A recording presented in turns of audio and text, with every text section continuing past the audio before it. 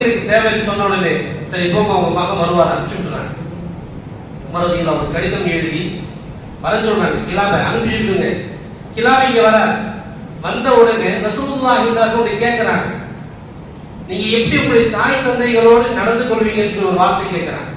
அப்ப அவர் சொன்னாங்க, என்னுடைய தாய் தந்தைக்கு நான் எப்படி நடந்துக்கிறேன்னு சொன்னா, எங்க வீட்டுல இருக்கக்கூடிய அதிகமாக பால் தரக்கூடிய ஒட்டகை இருக்குது, அந்த ஒட்டகை நான் பார்த்து தண்ணி குளிர்ந்த தண்ணி கொண்டு போய் மடுவுல தெளிச்சு நல்ல பால் கறந்த பின்னாடி அது சூடெல்லாம் ஆறி போய் நல்ல குளிர்ச்சியான பின்னாடி கொண்டு போய் தாய்க்கு தந்தைக்கு நான் தருவேன் அப்படி சொல்றாங்க. அதற்கடுத்து அவரை தந்தையை கூப்பிடுறாங்க. மருந்து எல்லாம் இந்த கிலாபுடைய தந்தை அபுல் கிலாவை கூப்பிடுறாங்க. கூப்பிட்டு கேட்கிறாங்க, உங்களுக்கு என்ன ஆசை? எந்த ஆசையும் இல்லை, வேற ஏதாவது இருக்கான்னு கேட்கிறாங்க. கடைசியா ஆமா ஒரு ஆசை இருக்குது. என்ன ஆசை சொல்லுங்க.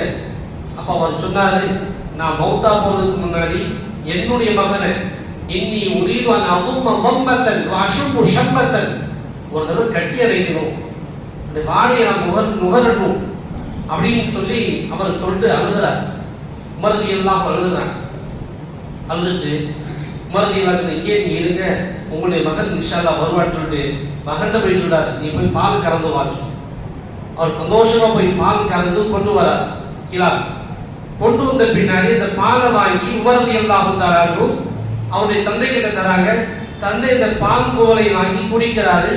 குடிக்கும் போது சொல்றாரு, வல்லாஹி இன்னி லஅஜிது ரீஹ கிலாப், நான் கிலாபுடைய வாசனை நான் நுகர்கிறேன். கிலாபுக்கு இருக்கிறாரு, இந்த பாலாவுடைய வாசனை எனக்கு தெரியுது.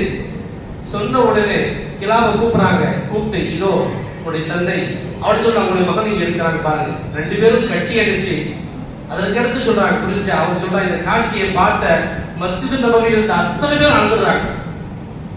ஒரு தாய் தந்தை, ஒரு மகனும் தன்னுடைய தந்தையும் எப்படி நடந்து கொள்ள வேண்டும் என்ற விஷயத்திற்கு அற்புதமான ஒரு எடுத்துக்காட்டாக இந்த சம்பவம் திகழ்கிறது.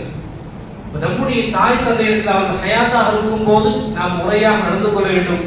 இவர்கள் மௌத்தா போன பின்னாடியும் அவர்களுக்கு நடந்து கொள்ளக்கூடிய விஷயங்கள் ஹதீஸ் நபிகள் நாயகம் ஸல்லல்லாஹு சொல்வாங்க, அவர்களுக்காண்டி வஸ்திஃபாரி லஹுமா, பாவமன்னி புத்தலுங்க. இவர்களுடைய நண்பர்களோடு நீங்கள் நல்ல முறையில் நடந்து கொள்ளுங்கள். இவருடைய வஃபாத்துக்கு பின்னாடி அவர்களுக்காண்டி துஆ செய்யுங்க. சஅத் இப்னு முஆத் ரலியல்லாஹு தஆலா அன்ஹு, சஅத் இப்னு உபாதா ரலியல்லாஹு தஆலா அன்ஹு ரசூலுல்லாஹ் கேக்குறாங்க, யா ரசூலுல்லாஹ், என்னுடைய தாய் வஃபாத் ஆயிட்டாங்க, நான் ஏதாவது நன்மை செஞ்சா அவங்களுக்கு போய் சேருவான்னு கேக்குறாங்க. தாராளமா செய்யுங்க. அப்ப என்ன செய்யறாங்க, ஒரு இனத்தை வெட்டி அவர்களுக்காண்டி ஈசா அலைஹிஸ்ஸலாம் என்ற நியத்திலே அந்த இனத்தை வெட்டுகின்றார்கள். நம்முடைய தாய் தந்தை போன பின்னாடி